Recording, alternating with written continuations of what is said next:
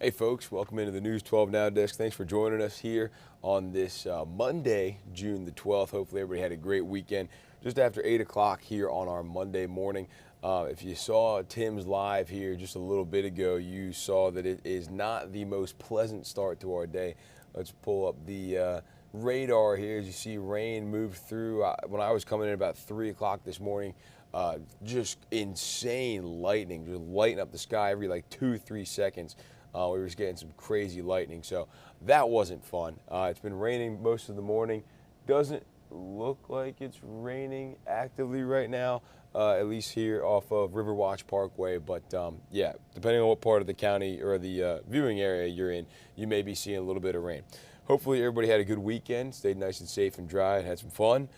We are talking about our top headlines here, some of the big stories we've got going on around the area. But before we do, as always, I'm going to show you just real quick how to subscribe to the YouTube channel. Here we are on YouTube. If you just search WRDW News 12 at the top, that'll take you right to our page here. And you can just click this little subscribe button over here. And then look, we are live right now. As soon as this ad goes away. Look at that. That's me showing you how to skip an ad. So, yeah, that's a cool thing we're doing. We stream there every day. Also, be sure to download our WRDW streaming app if you haven't done so already. That's just a great way to stay up to date with what's going on in our community and beyond. We put all of our stuff up there, breaking news streams, press conferences, live newscasts, stories, forecasts, IT investigations, everything. We put up on one of those two streaming platforms. So be sure to stick around or stick with those and be up to date there. Okay, let's get into it now. Top headlines. We are following up with witnesses from the shooting that took place inside the Walmart on Whiskey Road in Aiken last week.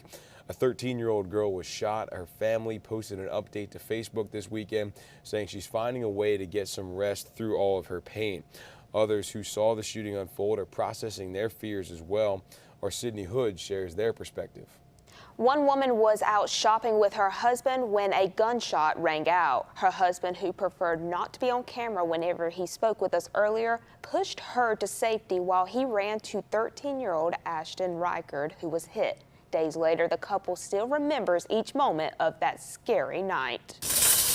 It was supposed to be a regular store run, and all of a sudden we heard pow, turning into a run-for-your-life situation. You always see this stuff in the news happening everywhere else, and you really don't think, not in my little hometown, you know, that wouldn't happen here. And when it does, it kind of changes your perspective.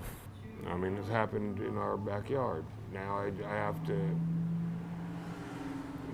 worry about, is it going to happen again? A question with no solid answer. But that shot, and then seeing that many people running, and then someone saying active shooter, like,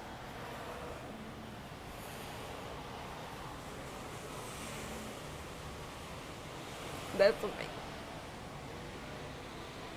It was very scary. The scary part was the unknown. I didn't know where the shooter was. I didn't know if he still had the gun. I didn't know if he was hiding somewhere and was going to shoot another person. It's one of many thoughts, the what-ifs. I'm still just, like I'm saying this, and I still can't believe I was there. And just remember at that point, that's when I started crying, because it hit me. Usually when we go out, we have at least one of our children with us. And it hit me that could have very easily had been one of them. Now she holds her babies closer than the day before. My son, I swear he's gonna be a preacher. He was like, God's got our mama, you know that. God can put her back together. And I hope he does. Thursday afternoon, you can stop by the American Legion Post 26 in Aiken to drop off cards for Ashton starting at 5. And then on Saturday at both Vicky's boutique locations, 25% of sales will go to Ashton and her family. The owners are calling it Fashion for Ashton.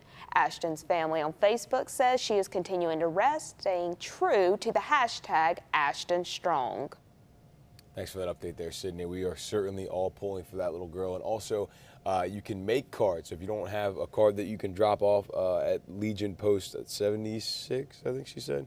Let me just double check. 26, excuse me, 26 in Aiken. You can make the cards, so they'll have some crafts there if you want to put one together.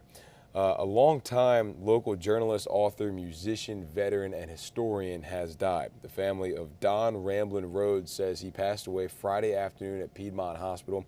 He came here in 1971 to be the Augusta government reporter after working in Savannah. We talked to a publisher with Augusta Good News about how his stories on music and history impacted the CSRA in Ramblin' Rhodes. He knew everybody in Augusta, and he had a story about everybody in Augusta. And if you talked to Don, you needed to make sure that you had time to talk to him, because he knew dates, places, he could take you there. And sometimes he did ramble when you talked to him, but you got the full picture. He did love this community. The family says the Posey Funeral Home in North Augusta will finalize funeral arrangements by next week. Rhodes was 77 years old, and actually I used to get emails from Don Rhodes every now and then after an Augusta or an Ariel Augusta story.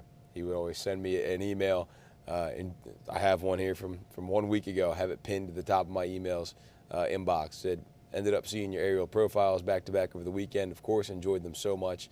The one about the Savannah River was beautifully filmed. Then, as you heard that woman say there, he knows dates, he knows the history, and sure enough, in this email, he goes into the founding of the Augusta Boat Club in 1984, but he talked about the first race ever in Augusta that took place in 1837. So there were very few people that knew Augusta history like Don Rhodes. He will absolutely be missed, and our thoughts are definitely with his family. And I'm glad I still have these couple emails that I've got from him pinned from over the last 6 to 12 months, just talking about Ariel Augusta and the history of this area. So it's pretty cool to look back and see those.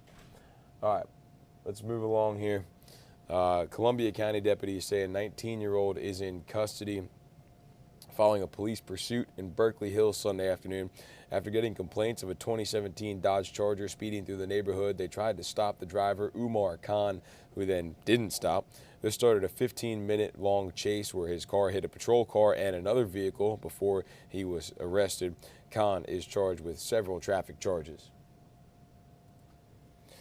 3 deadly car accidents in the span of 24 hours this weekend, the latest taking the life of a driver on I-20 Sunday afternoon near Aiken County. Aiken County public safety officers say a Kia Optima was heading east towards Columbia when their car moved off the road and hit a tree in the median. It happened near mile marker 35 around 1:30. The Aiken County coroner says their car burst into flames after hitting that tree. The victim will be autopsied in Newberry, and their name won't be released until the family is notified. Across the river, a woman's dead after a multi-car accident Saturday around 11 o'clock. The coroner's office says it happened it happened on the Bobby Jones Expressway at Deansbridge Road. They pronounced 32-year-old Yakia Chandler dead at the site of the crash. She's from Hepzibah. An autopsy is scheduled, and we've reached out to Richmond County deputies to find out more about what caused that crash. And then in South Carolina, troopers say a man is dead after a car accident Saturday night in Allendale County. The coroners identified the man as 39-year-old John Bryant. Troopers believe his Chevy pickup truck ran off Ulmer Road near Shady Grove Road just before 9 o'clock, and they believe he died after he hit a ravine. A family, friends, and neighbors came together to remember a victim of gun violence a year after their death. This happened on Saturday. Blackout against gun violence was at an Augusta Sports Bar on Saturday, and our Sydney Hood has more on that story. 3, 2, 1, release! As orange, white, and black balloons fly, Father, we thank you for the time that you allowed him to be in our lives. a mother's prayer follows. And Father, we not only representing gun violence for him, we asking peace all over your land. Yes, please. A plea too familiar for so many. We know that he's not the only loved one that was lost in the CSRA, but we want to make a difference. We want everybody to put the guns down, stop the violence, and just get together, love each other. The love runs deep here. On June the 14th, a chain was broken in between of us. when he was taken from us. Sister and brothers forever. Forever. Best friends. Yes. When you saw one, you saw the other. Correct. And whenever we're together, we were side by side. Family is everything for the Kittles. Our famous saying, nobody beats you when you work hard. That was my brother's favorite motto. Nobody beats you when you work hard. A simple motto that just means more. We continue to do this every year, not just in his honor, but for honor of those who have lost their life to gun violence. Because life is just too short. Family is important. And all you got, once you make those memories, they're there forever. Forever in the hearts of this tight family. I just miss him. But looking at his kids is hard, but I do it for them. We miss you and we love you. That's Miss it. you. We love you, Black Hollywood. I Love miss you, you. Tay. Do a symbol. The love symbol. And the Kittles want to make Blackout Against Gun Violence an annual event to bring more awareness to gun violence in the community. Since his death last year on June 14th, there have been 80 fatal shooting incidents in the CSRA, more than 90 since we started tracking this wave of slayings back in April of last year. The event Saturday took place at Level 9 Sports Bar and Grill, which, if that sounds familiar, it's a place facing 6 months of probation for recent crime happening at that bar. The owner didn't want to comment on camera, but says the day was strictly about honoring his friend and business partner. Well, 2 months after the shooting that killed 15-year-old Zaire Person, his family is continuing to fight for answers. Now the Richmond County Sheriff's Office is making a renewed push to try and find the possible shooter. Our Will Rio talked to Zaire's mother. It's just a snippet in time, a memory, and it's just the way Zaire Person's family remember him, as an athlete, a scholar, and a loving human. He loved being around the people he loved.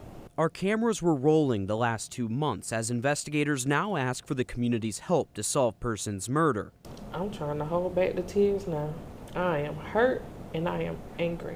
Angry because this is the first time they've heard publicly from the Richmond County Sheriff's Office. Glory, and we give you honor and we give you praise. We were lucky enough to be invited to Zaire's celebration of life on June 7th. Friends and family circled around each other, bowed their heads, and prayed on what would have been his 16th birthday. We thank you, Father, that Zaire's life does matter. After it was time to march to Person's grave a few blocks away. Happy birthday to you. They wanted the world to hear their message. Justice for Tom! We want justice! At Hillcrest Memorial Park, they gathered around his grave. Baby should have been had his justice. He did not deserve to go the way he went. They shared their message to the community. If you know something, anybody, say something. I don't care who you say it to, but say it. And to law enforcement working Person's case. We're not going to shut up. We're not going to be quiet. And somebody's going to do something. We're not just going to go away. In Augusta, Will Rio on your side. And if you have any information on this case, you are asked to call officials. You can remain anonymous. Well, gun violence has hit a record high in 2021. That's from the Johns Hopkins Center for Gun Violence Solutions. They say 49,000 people were killed by guns, with increases in both suicides and homicides. The report from Johns Hopkins also says guns are the leading cause of death for children and teens in the United States. The city of Augusta says they've retained outside cybersecurity specialists to help deal with the fallout from the cyber attack. In a news release, the city says over the past 2 weeks, Augusta has continued to work internally and externally to respond to the network disruption. Our Nick Velan tells us more about it. The statement says on Thursday, Augusta reset. Now today, they're continuing to restore all systems to normal operations and continuing to work with the city's IT team and outside cybersecurity specialists, which include Mullen Coughlin and Charles River Associates. Joe Kinglin is the CEO of Blue Team Alpha, a cybersecurity incident response team. He isn't working for the city, but from experience, he was able to talk on how he's seen events like these play out. Very, very common to have almost the breach coaches or attorneys assigned and have kind of your legal paperwork and everything done within a day or two. The documents show dates lining up on May 21st, the same day the city announced the unauthorized access. Now Mullen Coughlin, Charles River Associates, and the city are working together to ensure the city's network is secure. Charles River, and their job is really to figure out what happened and also remove the attacker, Mullen Coughlin. So their job is to advise the city leaders on ways to move forward, how to speak about the event.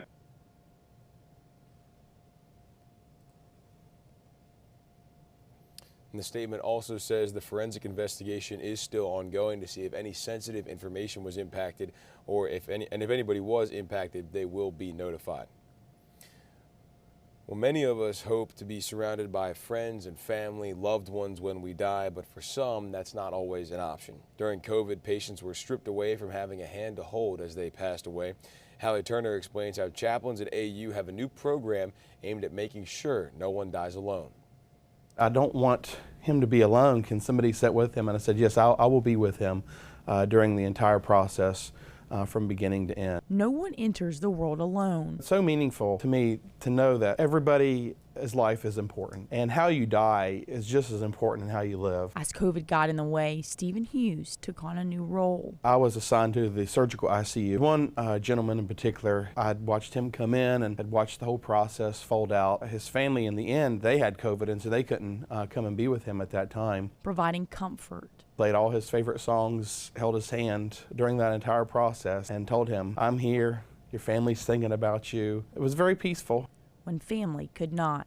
It's truly inspirational to sit with some of these folks and hear their stories and be with them in those moments. Whether it's 30 minutes or 2 days, you become part of their family, and they become part of your family. Now, with it becoming a growing reality, AU is launching an around-the-clock program for dying patients, turning the impossible to possible. It's impossible for all our team to cover all our different patients, and so our volunteers come in and they help us to give some support in very meaningful ways. Giving reassurance their patients will leave the world just as they entered. We want people to die peaceful, not alone, surrounded by someone in the room who genuinely cares for them, letting them know that, hey, you're not alone, I'm here, there are people that love you, that care about you, and I'm not going to leave you. In Augusta, Hallie Turner, on your side. The Office of Spiritual Care says interviews for volunteers start this week, but they're still looking for anyone 18 or older willing to commit time that has a caring heart and compassionate spirit. Also, you must not have had a recent death of a family member or a close friend. All contact information is up on our website, WRDW.com. Well, there's a whole new way to experience Augusta, the interesting people and places that Augusta has to offer. It's called Authentic Augusta Experiences, and it may change the way you see the city. Jennifer Bowens with Destination Augusta. She is our studio guest, one-on-one with Richard Rogers. And Jennifer, before you take us through all these different experiences, what was the idea? What was the thinking about why this would be a good idea? It actually came out of a couple of different pieces of research, honestly. Really, destinations need to continue to grow. They really need to continue to develop new assets and products, if you will, to continue to be marketable and competitive. And so we had learned from a destination analysis that we could really deliver some very authentic experiences that a visitor could really only experience in Augusta, but make them, you know, very, very big, very immersive, and make the visitor feel like they are getting something that's very authentic and that is a treat, a VIP experience. You mentioned visitors, but I think the locals are going to be your audience too, don't you think? Absolutely, absolutely. These are good for both, right? And that's really the way tourism is in general. What's good for a local is good for a visitor, and really vice versa. So we do expect this Authentic Augusta collection to really resonate with the people that live in our region. I think it's a great idea, and I think viewers will be amazed at the variety we have here, starting with Finney Swamp, which is a fascinating place that a lot of locals need to make time to experience. Absolutely. So Finney Nature Center has developed what they call Eco Explorers, be a citizen scientist for the day,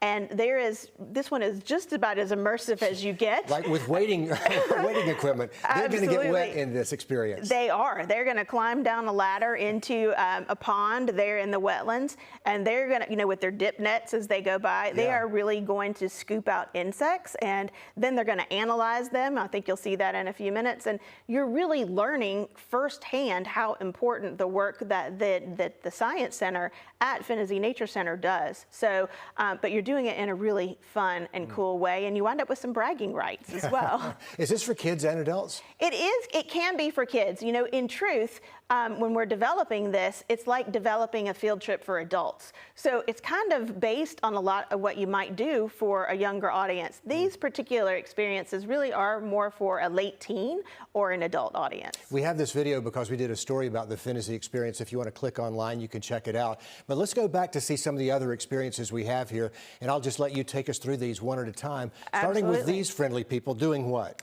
So this is at Westboo, and this is the curated palette inspiring contemporary art. And so at the Westboo Gallery, you are really immersed in how a gallery comes to life. How do the people actually curate the art? And then there's a real process into deciding how the art is displayed. But you get to have the hands-on experience by learning about what is on display at that particular time in the gallery, and then whatever it was that inspired you about the art, you then turn into a charcuterie board. So you use the feelings that whatever is installed in the gallery gave you. You wind up picking from a wide variety of different things that taste fantastic. Yeah. So marshmallows, pepperoni, Cheerios, sparkles, all sorts of things, and you put it together in a charcuterie board. So you're having really some fun actually pulling together all those elements. And then at the end, you then talk to your group that you're with about why. Why did I pick the sparkles, or why did I pick the pepperoni? What was it that inspired me? And so then there is a great opportunity to share that experience together with the people that you're with. I love that. Let's see what the next slide looks like. They're gonna, messing with paints here? Yeah, so this is the sort of climax of the Greater Augusta Art Council's Promenade and Paint, a public art stroll. So in the beginning, you begin with a tour guide, and you go on a very short walking tour of public art in downtown Augusta. So you get to see the sculptures. There's a lot more there than people realize. There are. There's this Augusta Sculpture Trail. There is an Art the Box. There are storm drain murals, and then there are other murals that you pass by. But then you get to the Humanitary House, and at the Humanitary House, you meet the owner, Baruti Tucker, and his wife. You learn a little bit about their vegan juice bar, and then you paint. Baruti is an incredible painter. He actually paints with his fingers, but he teaches you how to either paint with a brush, how to paint with your fingers, and what they're painting is actually a mural that will go up in downtown Augusta when the mural is finished. Each group kind of continues to progress. All right, we got a lot of ground to cover, so I don't want to get too far behind. Tell me about these folks. This one is really fun too. This is the Morris Museum of Art's The Rest of the Story. And so art really always has a backstory. There is something that inspired it. There is a reason why it made its way to the Morris Museum of Art. And so this really takes a little bit of a twist. This is kind of a rogue journalist, if you will, who is really pulling the rest of the story out of the tour guide. And as you go along with him, you're beginning to see that there's a lot more to it, and you get an inside or behind the scenes kind of look at how either how the art got there, or how it came to be, or if maybe there's even a special hidden message in a few of them. Great idea. I love the Morris Museum of Art. Okay, up next from authentic Augusta, we have these folks at the President's home, right? You are right. So this is the Woodrow Wilson's Bringing Up a President Tea with Mrs. Wilson. And so what's different about this one, it is really taking you through the boyhood home of President Woodrow Wilson from a different point of view. You meet Mrs. Wilson at the door. It's in 1870, and you are a part of a Presbyterian conference that is meeting in Augusta. You're just kind of dropping in on her and her husband, the Reverend Dr.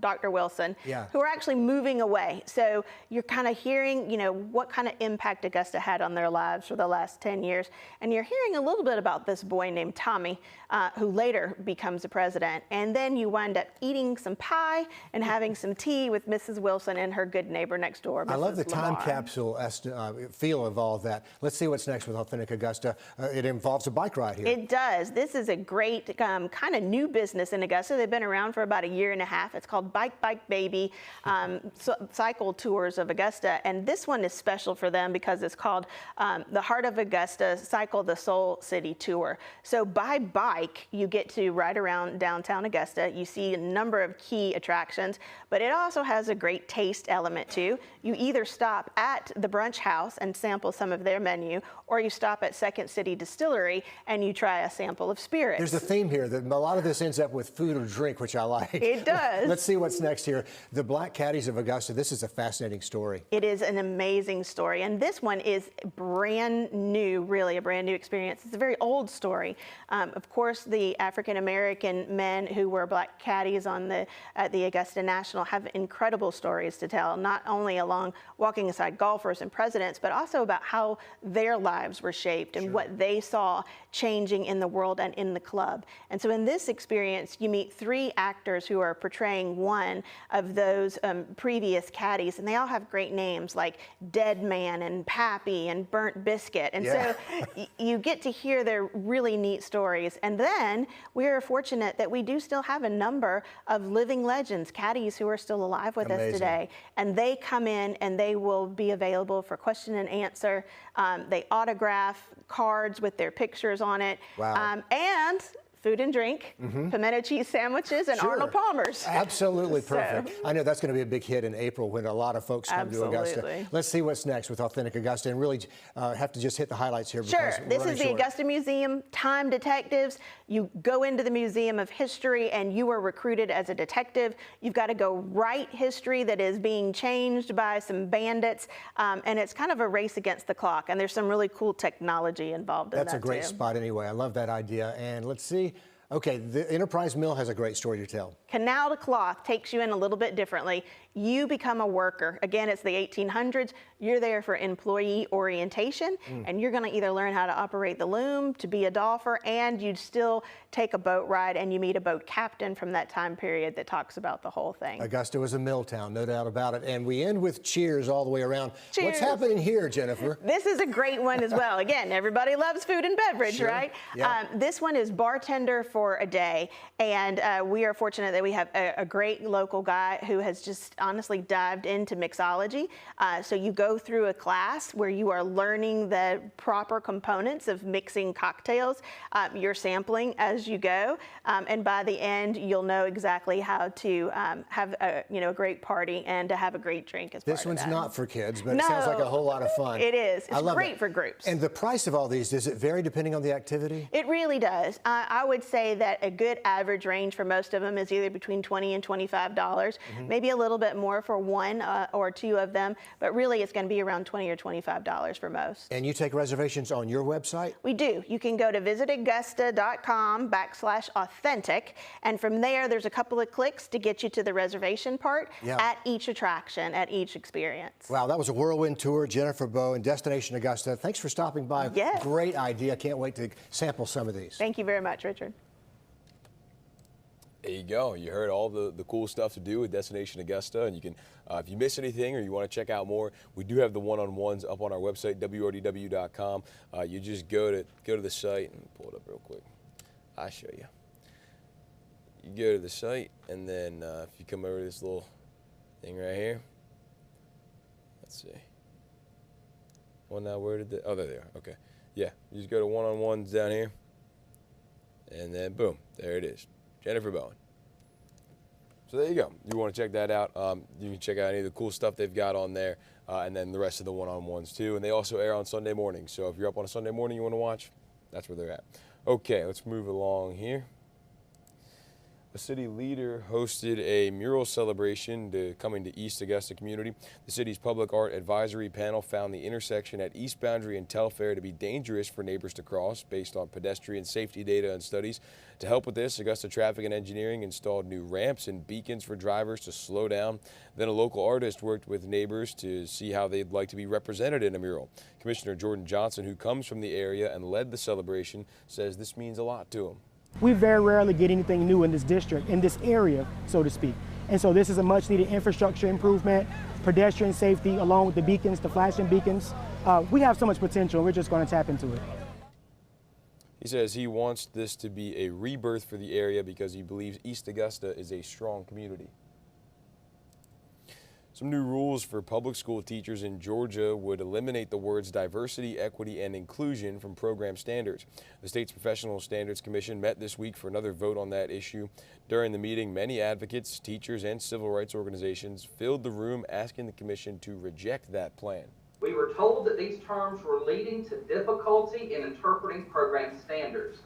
As we don't want these words to distract EPPs from their work of preparing effective educators, we replace them with commonly understood terms. A member of the Georgia Youth Justice Coalition says there will still be one more vote to approve the standards next month. If you live in South Carolina, you could have some money coming your way. The IRS is trying to track down 1.5 million people who are owed some unclaimed tax refunds. There are about $1.5 billion worth of refunds from the 2019 income tax year. You have till July 17th to submit a tax return to claim your refund. If you don't make the deadline, the government just keeps that money. So go get your money from the government. All right. The Orangeburg County coroner planned to meet with the National Transportation Service sometime this past weekend concerning the pilot who died in an aircraft crash. Ashley Jones has more details. Right now, I'm standing in the field just behind Bethel Fellowship Church, located off of Columbia Road in Orangeburg County. Investigators say that plane crashed here in this field. So far, we know that one person, the only person on that plane, has died. I saw it fly right above me. Jesse Apple was working in his shed outside when he saw the plane just seconds before it crashed. Noticed it was pretty low, but I didn't think much of it. Officials with the Federal Aviation Administration say it was a Beechcraft Bonanza 35 that crashed in this field just behind Bethel Fellowship Church before catching fire and killing the pilot, who declared an emergency engine failure before the accident. Just wish that it wouldn't have ended that way, that it could have landed a little safer, or I don't know, anyone could have helped. But it's also, I mean, scary to know that it could have hit anywhere around here. It happened just 11 miles away from the Orangeburg Municipal Airport. Investigators say the plane took off from the Low Country Regional Airport in Walterboro and was heading to the Jim Hamilton L.B. Owens Airport in Columbia, South Carolina. Apple says where his home is located is not unusual to see planes flying over. Yeah, I see the military jets all the time, and with the airport not too far away. But I mean, this wasn't like an airliner, so I noticed that. But investigators were on the scene overnight looking for surveillance footage, collecting witness statements, and documenting the accident site. Because that plane caught fire, the coroner says that they're not able to identify the victim just yet. An autopsy is scheduled for Tuesday. Reporting in Orangeburg County, I'm Ashley Jones, WIS News 10. To Charleston now, where a unity walk meant to unite against violence ended early this weekend because of a fight. The community intended to meet at an A1 food store where a shooting took place just a few days ago. Emily Johnson has that story.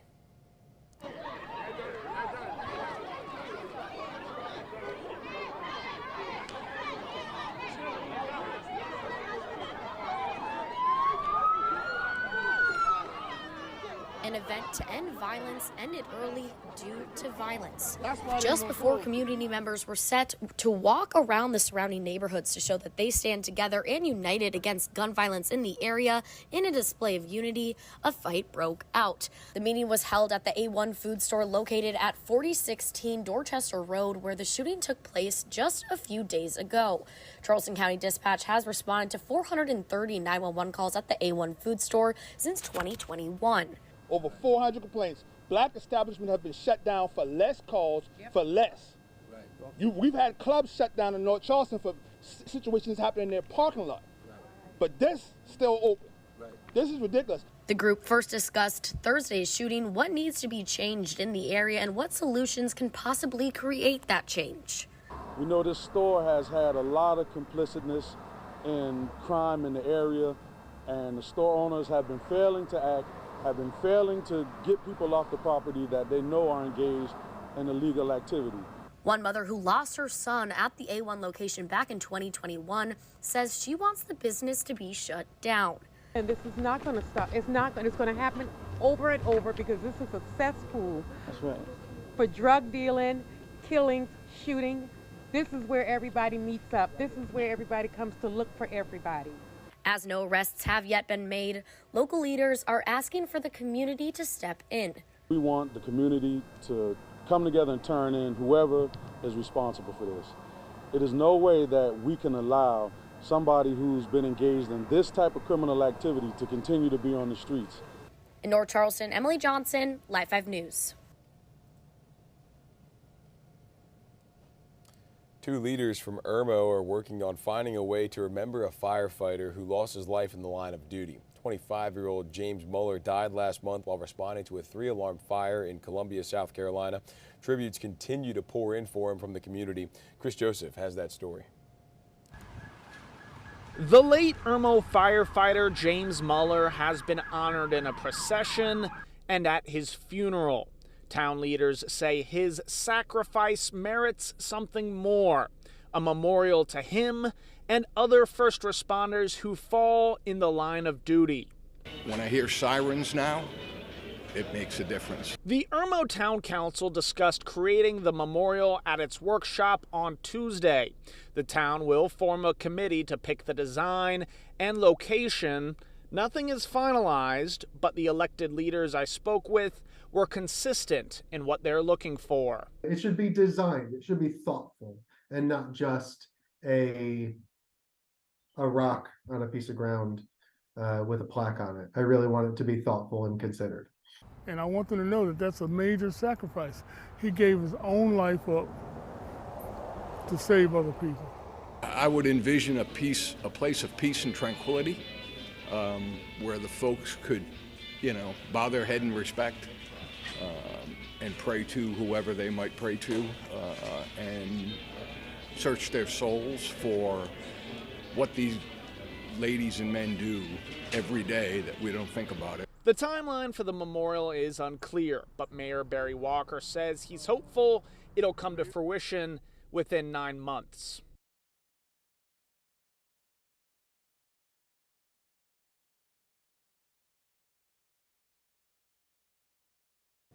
A National Guard Readiness Center is coming to Horry County. Military Readiness Center is just another name for a training facility for the Army units. They have a land agreement with the county for the location off Highway 22. A spokesperson says the location has the advantage of being close to extensive road systems, including the possible Interstate 73, especially when it comes to natural disasters. In South Carolina, one sheriff's office is partnering with a Baptist church for deputies and young people. Greenville County introduced a seminar called No Sudden Moves over the weekend. It helped kids and adults get to know deputies by asking questions. Sergeant Natalie Hill with the department says events like this one are important for everyone to be able to understand each other. Need is to make people feel more comfortable with law enforcement. There was a time that we didn't have to worry about things like this, but now there are situations to where law enforcement, they're losing their lives more so, and then community members are losing their lives. The sheriff's office says they hope to have more events like this one in the future. Former President Donald Trump campaigned in Georgia and North Carolina over the weekend, even when he faces a federal indictment against him. CBS News correspondent Christian Benavidez reports from Miami, where Trump will make a court appearance tomorrow. In the end, they're not coming after me, they're coming after you, and I'm just standing in their way. Former President Trump fighting to return to the White House, campaigning over the weekend after being indicted with 37 federal criminal counts, including obstruction and conspiracy over alleged mishandling of classified documents after leaving office. How are the waffles here? During a brief stop at a Waffle House in Georgia, he called it political persecution. The whole thing is a witch hunt. It's a disgrace. It should never happen. But even Mr. Trump's former Attorney General, Bill Barr, says the allegations made in the indictment should be a cause for concern for the former president. If even half of it is true, then he's toast. I mean, it's a very detailed indictment. And it's very, very damning. The indictment alleges Trump knowingly kept and risked exposing records with America's top secrets, including nuclear and military capabilities, showing some to a writer and political ally, and of trying to cover it up, attempting to convince his lawyers or to work around his lawyers to circumvent a search warrant. Mr. Trump's allies say the charges, which carry a maximum penalty of decades in prison, go a step too far. Most Republicans believe that the law is used as a weapon against Donald Trump. A new CBS News poll shows 76% of likely GOP voters believe the indictment was politically motivated, and Trump remains far and away the leading Republican candidate for the nomination. Cristian Benavides, CBS News, Miami. A new poll showed even if Trump is not the nominee, 74% of likely GOP voters want someone similar to him in office.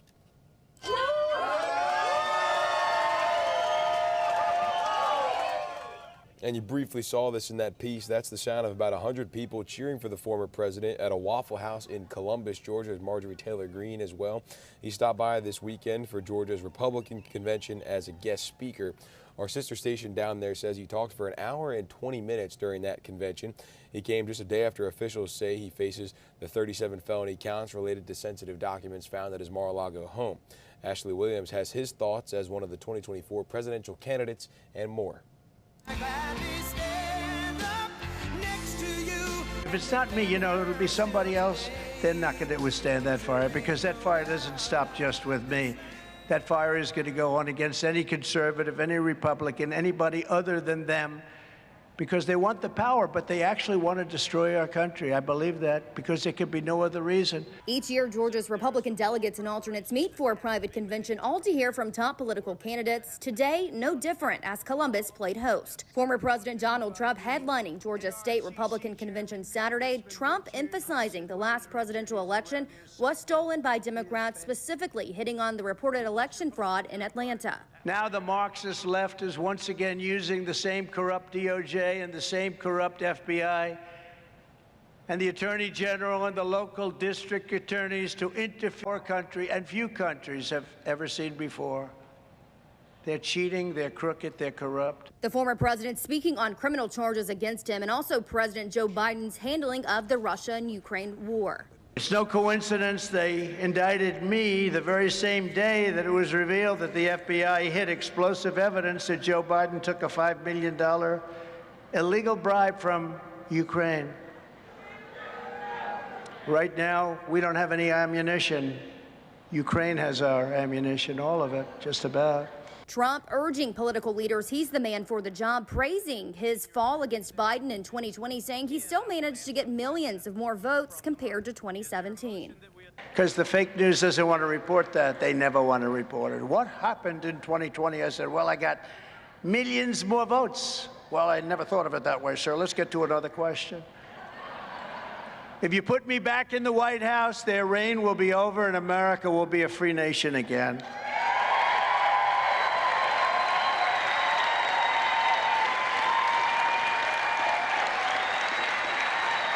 Thank you.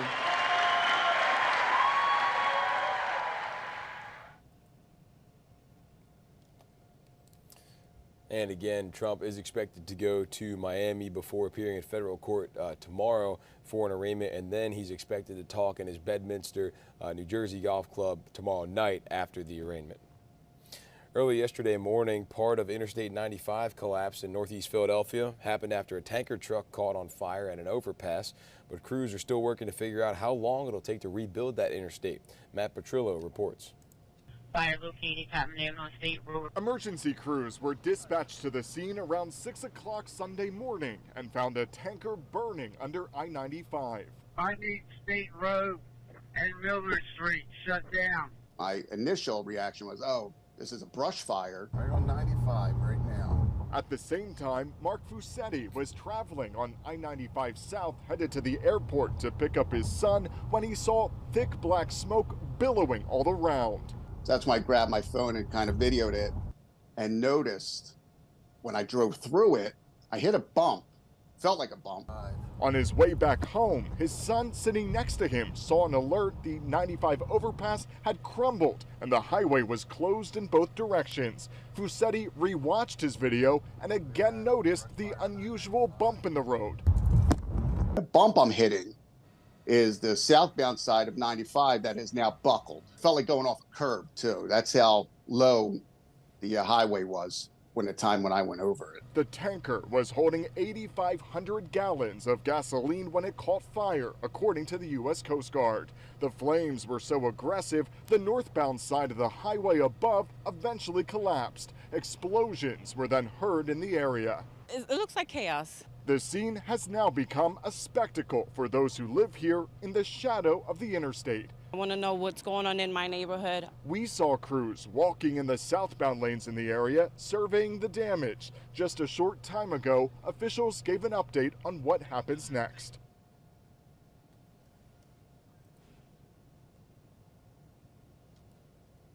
The Pennsylvania governor says it could be some months before this part of the interstate's rebuilt. CBS reports the best way to get around the route is to take Route 1 nearby or the Delaware Memorial Bridge to get to New Jersey. That won't impact us too much, just if you head up there. Now you know. The man known as the Unabomber is dead. The Bureau of Prisons says a facility in North Carolina found Ted Kaczynski unresponsive inside his cell just after midnight early Saturday morning. The man known as the Unabomber died while serving 4 consecutive life sentences, decades after his reign of terror gripped the nation. Ted Kaczynski, the one-time mathematics prodigy, became infamous for eluding authorities. The only clue to his identity? This sketch made after a witness saw him planting a bomb. Kaczynski played a deadly cat-and-mouse game with the FBI in a nationwide bombing campaign that stretched 17 years, becoming one of the Bureau's longest and most expensive investigations ever. The FBI, the other agencies involved, are working on this with as much diligence as I've ever seen in an investigation. His first homemade bomb detonated in 1978 at Northwestern University, injuring a security guard. The FBI would dub him a twisted genius for mailing or hand-delivering 15 more bombs over the years. His devices killed 3 and injured nearly 24 more, all while puzzling investigators for leaving behind no traceable evidence. In 1995, the Unabomber Task Force asked newspapers to publish a manifesto Kaczynski mailed them, hoping it would generate new leads. It did, when David Kaczynski recognized the thinking of his brother and reported him to the FBI. It wouldn't have been right to allow him to hurt anyone else. He had to be stopped in some way, and that was the only way I could think to stop him. On April 3rd, 1996, investigators arrested Kaczynski at his tiny cabin near Lincoln, Montana. There, they found journals detailing his crimes, just $32.80 to his name, and something else. Federal agents have turned up a live bomb at the home of the man the government believes is the Unabomber. Kaczynski's campaign of fear finally over. Ultimately, in 1998, he said he was, pleading guilty and spending the rest of his life in prison.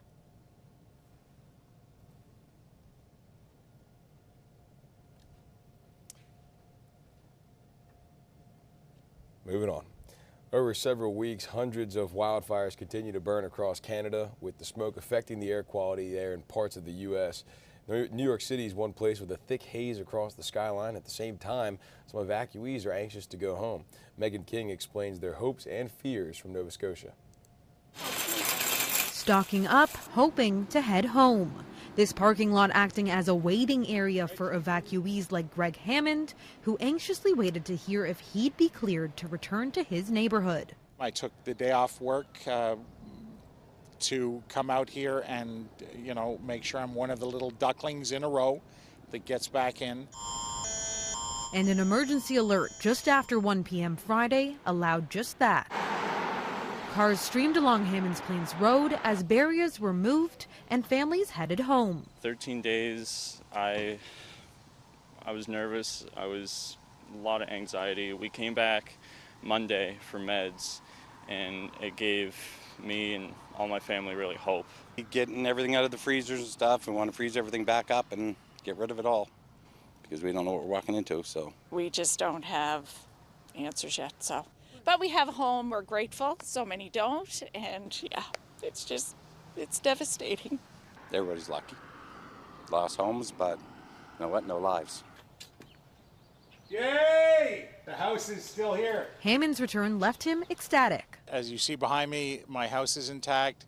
I've been inside, smells a little bit of smoke. That's okay. The roof had a little bit of damage with the water bombers coming over, make sure the area was saturated.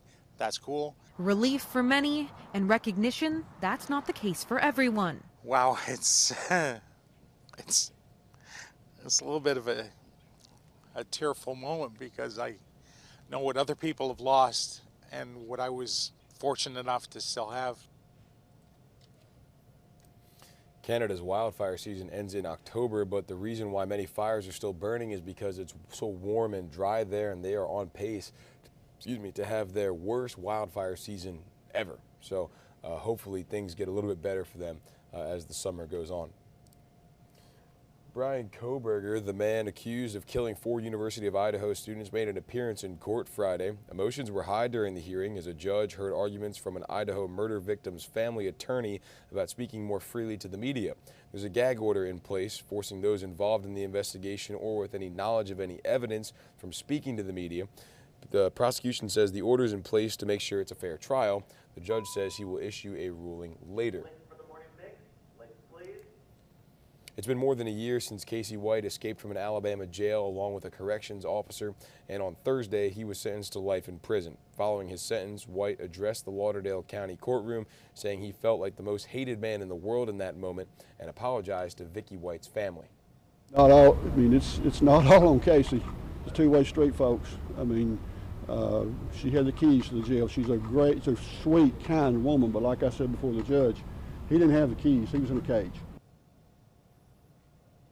White is also facing a capital murder trial this summer for a 2015 case. Colombian rescue crews found 4 children who went missing in the Amazon jungle for 40 days after a small plane crash. They say rescue dogs found the kids, who range from 11 months to 13 years old. A search team strapped them into a harness and on board an aircraft. When they landed in Bogota, officials took them to a nearby military hospital. No word yet on the extent of their injuries. The crash happened last month when a single-engine propeller plane carrying 6 passengers and a pilot found an engine failure. A doctor who specializes in checking heart activities says he sees an increase in patients using smartwatches for their health. Meredith Blair has more. Between the heart rate and EKG functions on smartwatches, a Trident electrophysiologist is seeing patients taking a more proactive approach into finding these irregular heartbeats before they become emergent. Dr. Darren Sidney says there's an increase in patients using the technology to detect heart conditions that would normally be hard to notice on their own in the early stages. Sidney explains that daily tracking through the watch's health features can sometimes save people a trip to the ER. He believes these watches are an essential item to have at home and on the go, and are just as critical as having something such as a thermometer inside your home. The data they collect can be easily shared with your primary care doctor, who can then refer you to a cardiologist or electrophysiologist if necessary, Sidney says. The key to arrhythmias in most situations is earlier treatment is the better. We get better prognosis, better outcomes when we address them earlier rather than letting them linger for too long. Now, Sidney tells me that a downside to these devices right now is that in order to get that EKG reading, you have to hold down onto the device while it is going through that process. He wants these to evolve in the future to where the EKG will be continuous for 24 hours in the day. Reporting in North Charleston, Meredith Blair, Live 5 News. Okay, thanks for that, Meredith. As the weather gets warmer, a reminder, leaving a kid in the car for any amount of time can be dangerous, even deadly. Around 40 children die every year in the U.S. from heat stroke, either because they were left in a car that became hot or they were trapped. Children's Healthcare of Atlanta's Strong for Life program says when it's 75 degrees, it takes 30 minutes for the inside of a car to hit 104 degrees, and at 95 degrees, it only takes 5 minutes for the inside to hit triple digits. If it's even for a minute, take your child with you. Do not leave anyone in a car, even if you're running an errand. For 1 minute, it can happen very quickly. Safety experts also want to warn you or to remind you to always check the back seat before leaving and locking your car. If your child's still looking to learn some computer skills this summer, you can bring them to the Columbia County Library to learn coding for free. Our Will Volk shows us these classes are getting pretty popular. It happens pretty much every time. Come on in. When Alex Cooper opens that door, they're lined up outside. It's just kind of grown and grown and grown, and it's gotten really big. My name is Alex. Everybody says, hi, Alex. Hi, Alex. These days, dozens of kids fill the room for his coding classes. I really enjoy it. My really favorite thing is to get a student to basically get that wow experience. Cooper has spent years learning about coding himself. Now he wants to help give kids a fun introduction to it. Today, they're learning using Minecraft. Minecraft Education Edition is really fun. We're in Minecraft, and then we get to program our little robot to work around. Cooper believes having a background with coding skills could be useful in the future, and this class could introduce kids to a potential career. We're all happy to help out with the community and connect with them and try to just kind of get some programs that kids are interested in and the community's interested in too. He's happy to share what he knows, and he's excited so many kids are here to take it in. This is the kind of program that I wish I had when I was younger. In Evans, we'll vote on your side. And again, these classes are free and at the Columbia County Library. Cooper does teach a few classes each week. We do have more information up on our website, WRDW.com. That's where you can find a lot of information about a lot of different stories. So you can check out the website. Also, again, be sure to download our WRDW streaming app on your favorite streaming device, Roku, Fire Stick, Apple TV, and subscribe to our YouTube channel because we put everything up on those two platforms, whether it's live newscasts on the streaming app or these streams go on both actually, but we do press conferences, breaking news, interviews, live interviews up here. So we do a whole bunch of stuff that you should check out. But yeah, those couple things. All right, 4 minutes until the morning mix. If you're watching on the app, just stay here. It'll pop up in just a minute. If you're watching on YouTube, just be sure to head over to the WRDW app or the TV side of things. Morning mix will be up on both of those. I actually don't know who's doing it today. Zane is out, so probably Natalia and Cliff. Definitely Cliff. I think Natalia. I'll be back a little bit later on in the morning with some more News 12 Now, so we'll see you back here then.